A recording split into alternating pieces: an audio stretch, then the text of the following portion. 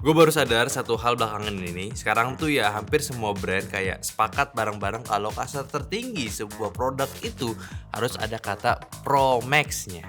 Kayak kalau cuma Pro doang tuh rasanya jadi kurang keren gitu ya. Jadi harus ditambah kata Max-nya biar kedengarannya serius gitu. Dan anehnya, tiap kita dengar nama itu, otak kita tuh langsung auto expect, oh ini yang pasti paling kencengnya nih kayaknya. Padahal ya speknya aja belum kan. Marketing emang pinter sih, cuma gabungin dua kata aja bisa bikin positioning level itu lebih naik tuh. Tapi justru karena itu juga ekspektasinya pun juga ikut naik. Karena kalau udah berani pakai brandingan ini, otomatis secara spek harus lebih upgrade ketimbang versi commonnya. Nah kebetulan banget gue lagi nyobain IO PC dari Axio yang pakai title yang sama, Axio Hype Flex 7 Plus Pro Max 7 Plus Pro Max. Dan kira-kira ini beneran level final bossnya kah? Atau cuma sekedar naming strategi aja biar kedengeran premium? Ya udah, daripada kita tebak-tebakan, kita lihat isinya aja. Tapi seperti biasa kita bumper dulu. Kalau tadi kita bahas soal Pro Max yang sering cuma jadi nama doang, sekarang kita lihat dulu, beneran beda nggak dari versi biasanya? Karena jujur aja, salah satu selling point dari IO itu, satu ini tuh ya bukan desainnya dulu, tapi dari otaknya. Dia pakai Intel Core i7 13650HX. Yes, HX ya. Buat yang belum familiar, seri HX itu biasanya nongolnya di laptop gaming performance tinggi atau desktop replacement ya. Bukan seri hemat daya yang biasa kita temuin di IO kantoran. Speknya 14 core, 20 thread dengan TDP-nya di 45 watt. Yang artinya apa? Ini prosesor ya bukan cuma buat kalem doang yang tujuannya ya buat ngetik Word aja. Tapi ini prosesor yang memang dirancang buat kerja berat kayak editing video, renderingan, compile coding VS Code, sampai multitasking buka banyak aplikasi bisa. Untuk grafisnya pun memang ya masih Intel UHD grafik aja. Jadi ya jelas bukan buat gaming AAA mentok rata kanan. Tapi buat kebutuhan produktivitas, multimedia, dan game kompetitif ini masih ringan, yang ranahnya masih ringan, masih masuk akal. Sekarang masuk ke RAM dan juga storage-nya. Unit yang gue pegang ini RAM-nya itu DDR4 16GB dan SSD-nya 512GB. Dengan sequential read-nya di 3000-an dan juga sequential write-nya itu di 2300-an Mbps untuk storage-nya. Terbilang cukup kecil secara angka, tapi harusnya untuk kebutuhan pindah data sehari-hari sih udah cukup. Tapi enaknya di sini slot RAM-nya itu ada dua, bisa di-upgrade sampai 64GB dan untuk maksimum frekuensinya itu di 3200 MHz. Urusan storage juga fleksibel, ada satu slot 2,5 inci SATA buat SSD ataupun HDD tambahan, dan ada satu slot M.2 2280 support SATA ataupun NVMe Gen 3 yang mana ini udah kepake. Jadi lo bisa atur penggunaannya. Misal kalau lo pakai SSD buat sistem dan opsi mau nambah lagi HDD buat storage file gede, bisa nih lebih hemat budget. Jadi nggak ke-lock di satu opsi aja. Dan buat gue pribadi ini penting ya, karena kalau ngomongin device Pro Max yang gue lihat itu bukan cuma spek out of the box-nya aja, tapi juga secara usability dia itu ya untuk pemakaian long term-nya ya juga ada.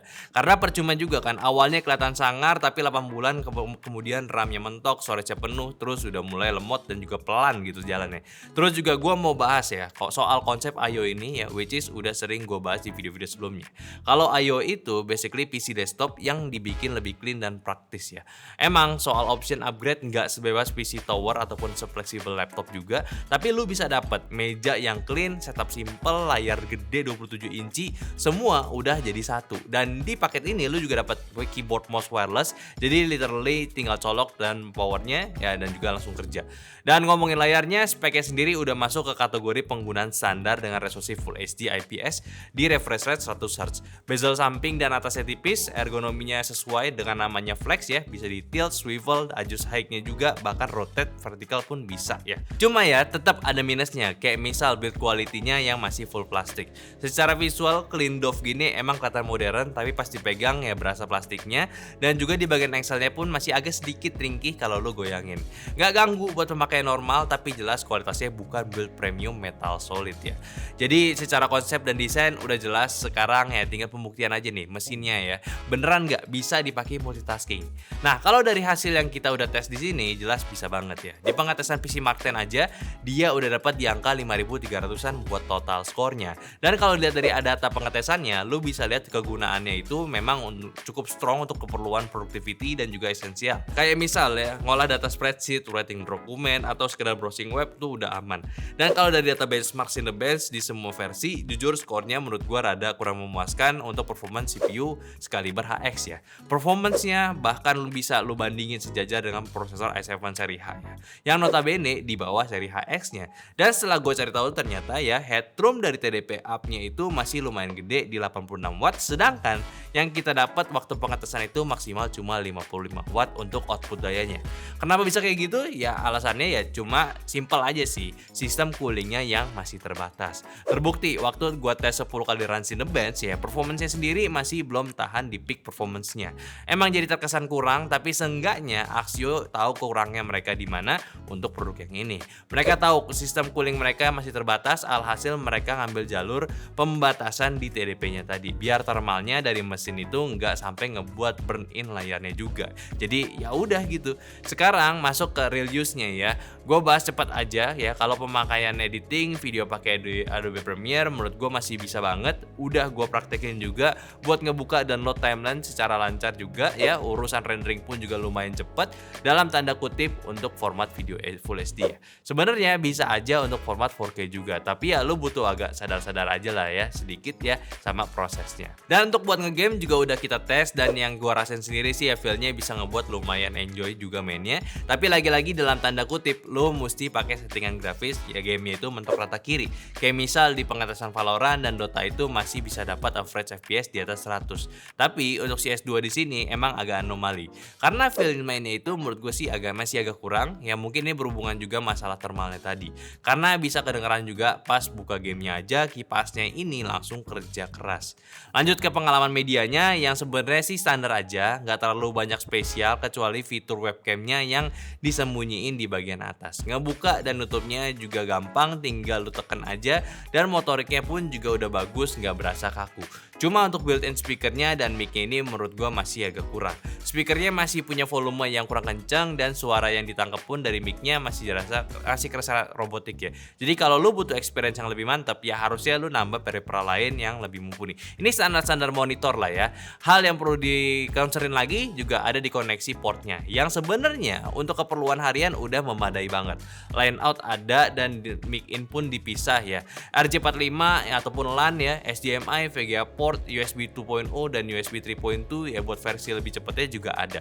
Cuma sayang aja semua tipe A-nya ini ya, jadi buat lo yang sehari-hari kayak gua suka gunain port Type-C, lo butuh yang namanya dongle tambahan. Tapi ya mungkin itu aja sih concern gua. Sisanya lo bisa ngandelin koneksi wirelessnya aja. Karena buat urusan transfer file antar device lo bisa pakai Bluetooth 5.2-nya juga, dan koneksi internetnya juga udah support modem Wi-Fi di Wi-Fi 6. Jadi harusnya sih udah urusan internet sih udah aman banget. Kalau gua ringkas singkatnya aja ya, HyperFlex 7 Plus Pro Max ini ya, ini bukan IO yang cuma menang di nama aja sih. Secara performance emang dia kuat buat di kelasnya. Multitasking aman, editing dan gaming kompetitif ringan juga masih dapat.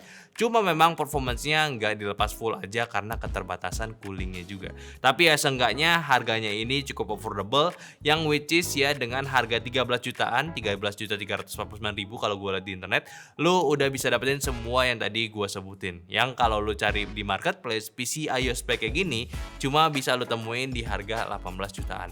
Dan itu pun biasanya layarnya belum rotatable ya, masih yang diem aja. Belum lagi Axio di sini ngasih lu garansi 1 tahun spare part dan 1 tahun ADP extra juga. Sifatnya multi claim juga, jadi lu bisa ngeklaim garansi untuk ADP-nya lebih dari sekali. Yang mana namanya tanggal sial kan nggak ada di kalender ya, jadi ya sedia payung sebelum hujan lah istilahnya. Jadi lebih aman gitu. Dan ngomongin soal barang refurbished juga untuk yang satu ini ya, gue sih sebenarnya gak mau ambil pusing lah ya, kayak obrolan-obrolan kayak gitu kok bisa ada ya, kayak aneh banget ya, pakai logika aja lah ya. Kesimpulannya, nama Pro Max di sini bukan berarti overkill ataupun yang liar ngebutnya gitu ya, tapi kalau dibandingkan dengan jajaran IO series Hype series lainnya, maksud gua jujur varian ini tetap jauh lebih menarik. Setupnya clean dan enak juga buat kerja lama, upgrade partnya masih ada, dan performance-nya cukup buat mayoritas workflow produktif. Kalau lo cari all-in-one yang powerful tapi tetap sustainable buat dipakai harian, ya ini bisa. Masih cukup masuk akal lah konfigurasinya seperti ini karena lu masih dapat potensi performance yang lebih kenceng walaupun ada limitasinya. Tapi kalau udah sesuai dengan target PCIO ini, udah lebih dari cukup sih. Kerja cepet, nggak nge-lag, layarnya gede, simple juga. So buat yang memang kerjanya itu di ruang terbatas tapi pengen dapat yang lebih optimal, lu bisa nih consider pakai IO ini. Apalagi di ranah kantor yang nggak banyak space untuk personalnya, bisa ya. Dan tentunya PCIO lebih ergonomis ketika digunakan ketimbang laptop yang bikin cepet gampang pegelnya. Ya gimana menurut kalian? Cocok nggak sama kebutuhan kalian? Coba aja share pengalaman kalian kayak gimana. Tapi kalau kalian tertarik sama PCIO ini, ya siapa tahu lu suka juga sama JKT di 27 inci, klik link bawah aja YouTube shopping kita kasih link terbaik buat kalian, ataupun di deskripsi pun juga kita kasih buat kalian. Dan yang penting sih ya diskusi aja bareng-bareng di kolom komentar, dan jangan lupa juga follow semua sosial media kita dari Instagram, TikTok, Facebook, Discord, semua di deskripsi. Dan terakhir, sampai jumpa di video nyata selanjutnya. Bye bye.